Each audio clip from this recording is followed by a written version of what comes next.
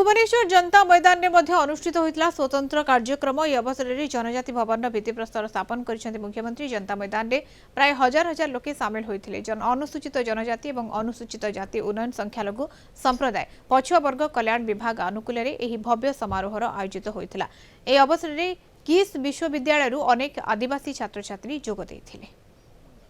आसंता 26 तारीख पर्यंत ये प्रति ग्राम जनसभा हम एवं आमर पेशा एक्ट किभली भाव में कार्यकारी कराई व्यापक भाव में जनसचेतनता कार्यक्रम योजना से संपूर्ण भाव में रखा जाइए।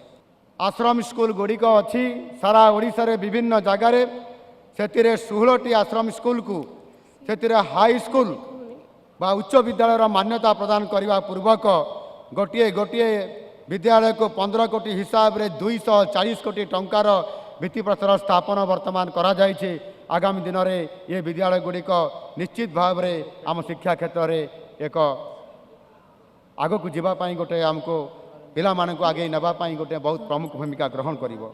ठीक से ही भाव में जो हाईस्कल गुड़िक आमर अच्छी ये आदिवासी विभागर ताको हायर सेकेंडरी स्कूल अर्थात +2 लेवल पर्यंत 12 क्लास पर्यंत से विद्यालय मान अपग्रेडेशन कर 13टी विद्यालय अच्छी उच्च विद्यालय से गोटे विद्यालय को 22 कोटी हिसाब रे 286 कोटी टंका ये